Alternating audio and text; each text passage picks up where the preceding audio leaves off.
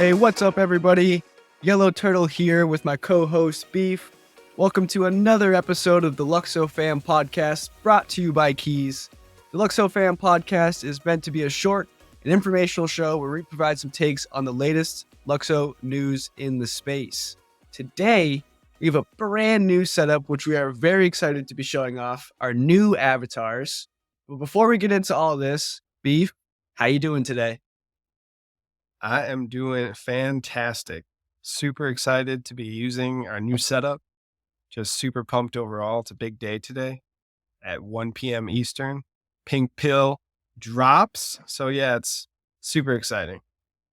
Very How about you? exciting day. Very exciting day for the KEEZ ecosystem, for sure. Hell yeah. You want to dive right into some of these topics? Let's do it.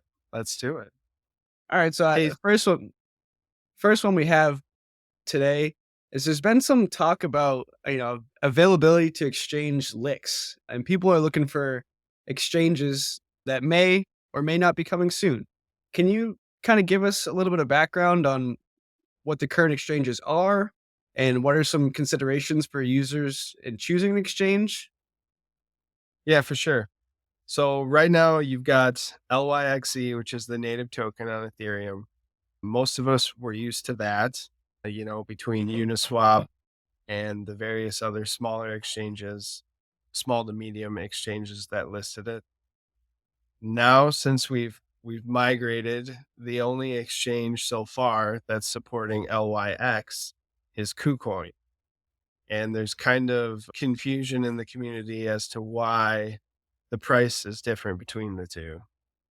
And so there's kind of this constant arbitrage opportunity that's happening. And some community members are taking advantage of it, and others are just kind of like waiting to see how this all shakes out. And I kind of think the price difference between the two is just a reflection of the liquidity just being different. And it seems that on KuCoin, the centralized exchange that's available now, it seems like there's less liquidity. So buys and sells have more of a price impact. And since that's the only exchange, I mean, that's all we've got to base it on right now. So we are kind of experiencing a roller coaster, where like price is moving, almost $1 in a day sometimes, either way. So that's kind of the situation that we're in now. There has been like some talk, I guess, on Twitter, kind of asking the team what the plan was as far as like getting LYX listed on exchanges. And the wizard himself actually responded and said that, I don't really want to misquote him. He said, "We are not creating the exchanges or markets for LYX. This is the choice of the exchanges and they're making." And then he kind of threw a little shade shot at the SEC why it's restricting the US. And I kind of think that there's two kind of messages you can take away from this. The first is this is the most decentralized type of move, obviously, because we're not like working with them hand in hand to try and, grease the palms to get them to list LYX. Like sometimes tokens have to do that. Like they give the exchange a really good rate for borrowing the tokens, or they sell them to the exchange at like a discounted rate. So, I mean, that's kind of like making an actual move to do like a business, I guess, with the exchange. And this is more of like, let the product speak for itself, let the word spread, and then they'll be forced to figure out how to list LYX. I also think that it speaks to the confidence that Fabian and the team have. I mean, this really is a show of confidence. Like they're like, we don't really need to do this. So just like the things that we've heard recently in the interviews and stuff, I think that they're certain there's reason why they can respond this way. So I'm feeling really excited. It's a lot to digest and kind of think about. And that's kind of what I've been doing the past couple of days. But that's kind of my take on that. It's a little disheartening, because that was kind of a narrative that we were all kind of talking about. Like, just wait, it's going to happen any day. We might have to wait a little longer just for the product to actually show itself. But that's not too far around the corner. Right. And, to the people in the community that might feel a little bit stranded, with if they had bridged their LYXE to LYX, there's not really anything you can do with it at the moment. But I think that was, in the plan from the team, right? Like you said, Fabian feels very confident that X will be listed on more and more exchanges over time. And they had planned for the bridge is open for 4 years, right? So they had planned for this to be some sort of process and it wasn't going to happen overnight. So I don't think there's any reason to fret. It's natural to feel a little bit nervous in that situation, knowing that, you might be a little less liquid than you were a month ago. But yeah, like you said, I think it's, coming with time, creating the narrative again of soon TM, of course. But, every time we've said soon TM, something has come along down the line. So I'm not too worried about it overall. For Uh, sure. but, let, Me either.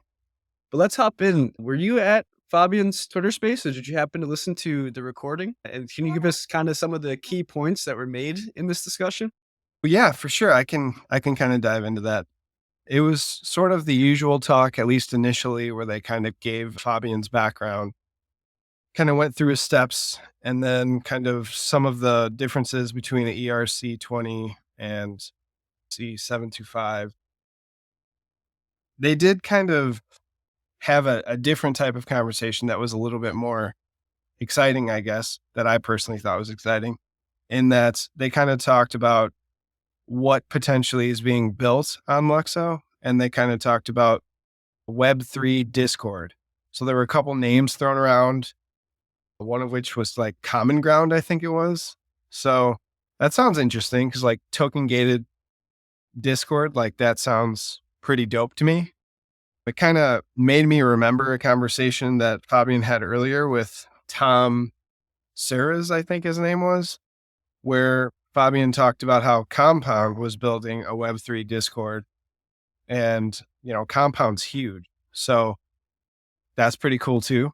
I don't know if that's the same project, but yeah, that'd be interesting if there were two, I guess, Web3 Discords launching on LUKSO right at the beginning. I mean, we welcome the opportunity for all, but yeah, it'll be interesting. What did you catch? Well, yeah, I would just like to touch on the Web3 Discord point. I think it's a great opportunity. I think there's a lot of limitations with Discord. And I think, people started using Discord in these Web3 communities from the very beginning because that's all that we had.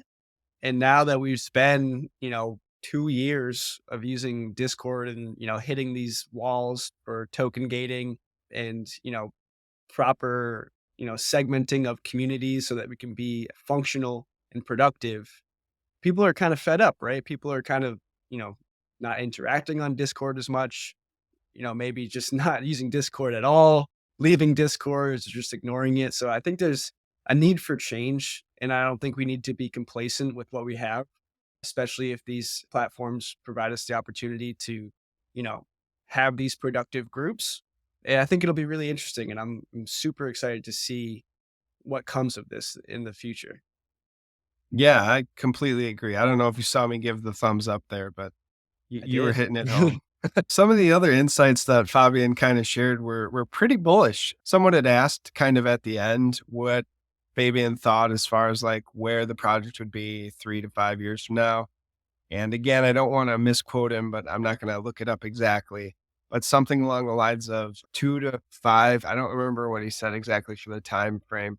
Years from now, he sees LUKSO as being a top 10 project and one of the main places for the new creative economy. So yeah, it should be popping off, it sounds like. So that got me pretty bullish, like that talk at the end. Well, what did you think about it? Yeah. Bullish all the way. I'm very excited. I always love when he talks His Twitter spaces are always informative. Again, we talked about this with the ECC in his talk there. He just needs more time, right? He needs to be on a longer form show and you know, with a host that can get into the nitty-gritty of things and go beyond his ERC 20 work, which is now years and years old. I think he's a little sick of talking about that stuff. So, hopefully we can get him on maybe one of the KEEZ podcasts soon to have one of these conversations with him. That'd be very exciting. I completely agree. And it's not like 100% KuCoin's fault, but if the listeners listen to it, I don't know. I kind of was getting annoyed because Fabian was like feeling it. He had the flow. He was on a roll. And then you hear like the host guy going, "Can you hear me? Can you hear me?" And Fabian was like getting a little frustrated. And I think he even threw a little jab like, something's wrong with the KuCoin connection, but I have very fast internet. I thought that was funny.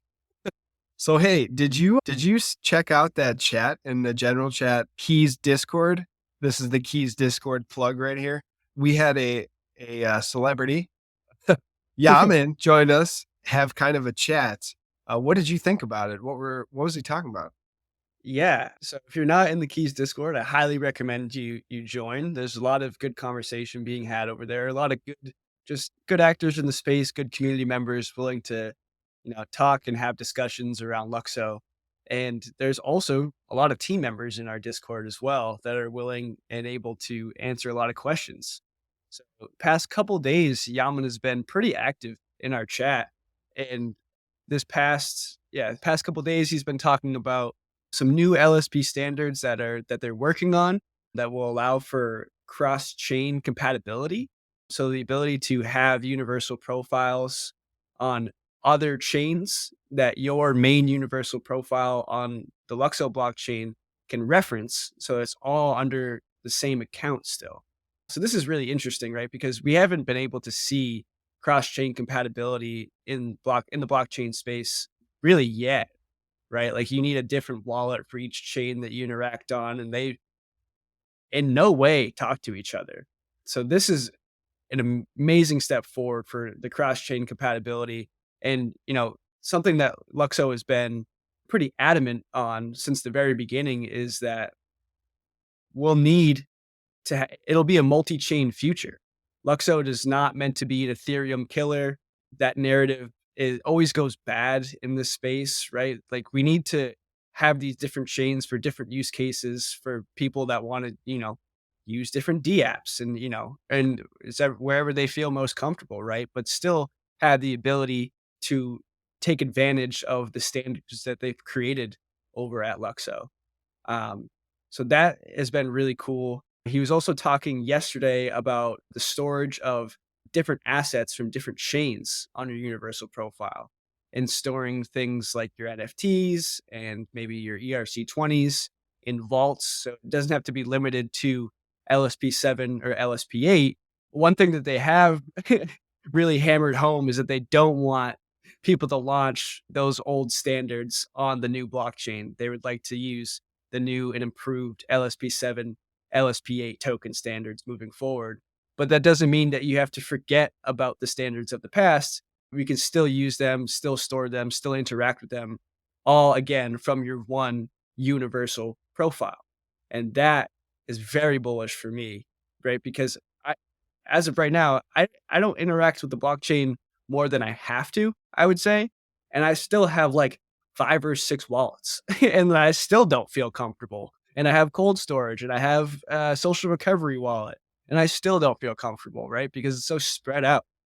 There's there's private keys written down all over my room and I have to make sure that I can remember where to find them, right? No, they're in a safe. I'm kidding. But the sentiment is there, right? Like for us to have an actual future in the blockchain where we can have pretty much your average Joe, or no, not pretty much, your average Joe be able to interact with blockchain seamlessly and not have to worry about all these different wallets and seed phrases and where are my assets and how do I know, can I see them on Etherscan? How do I get them to show up in my MetaMask?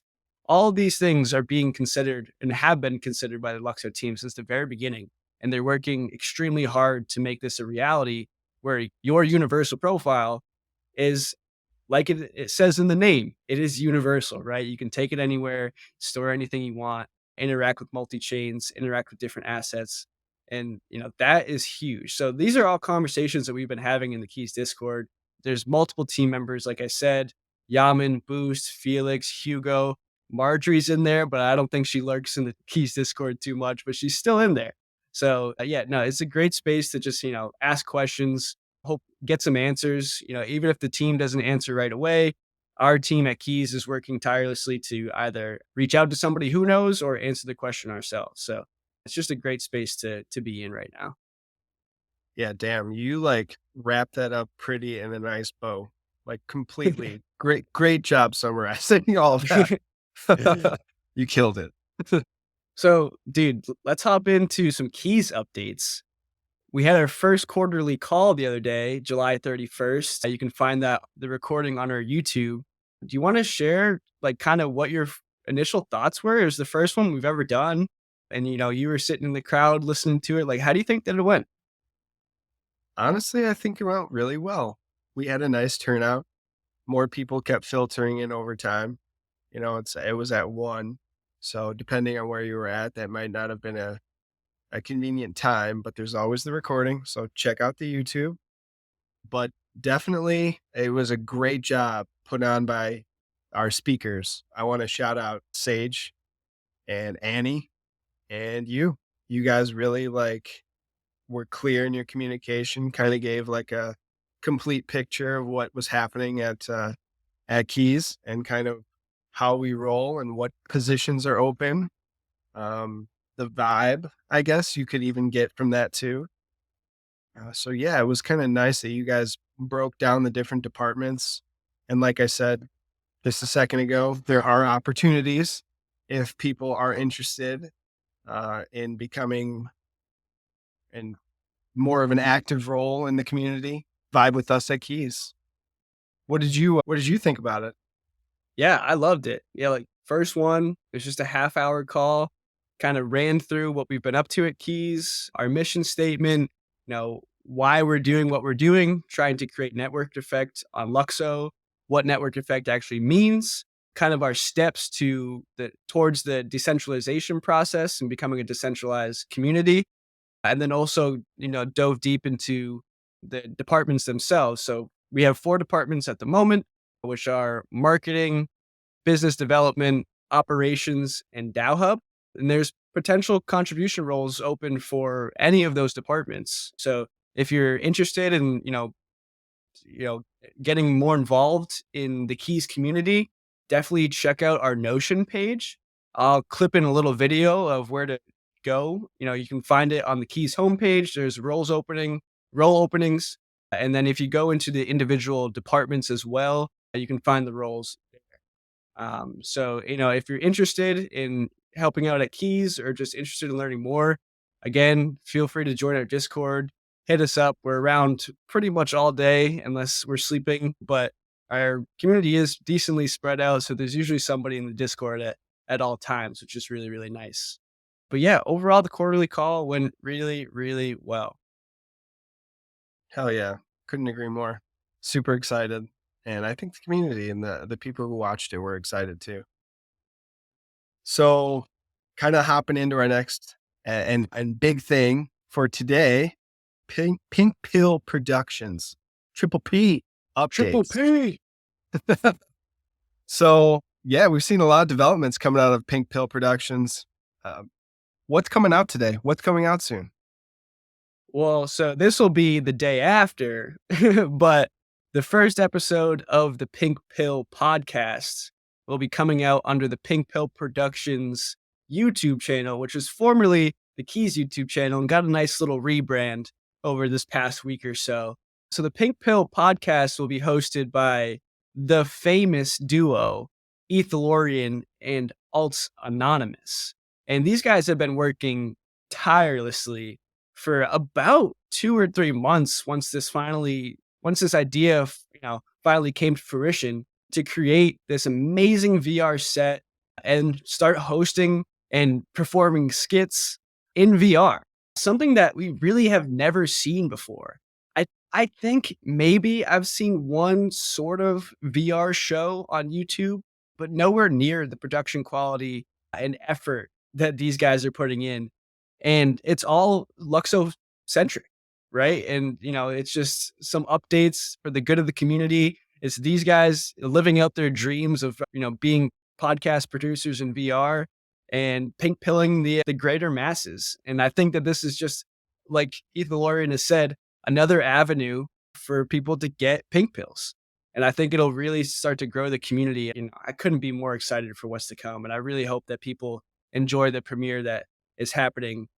Well, it has happened yesterday now. Yeah, for real. Alts, ETH, and Rob G have been putting in a lot of work on this.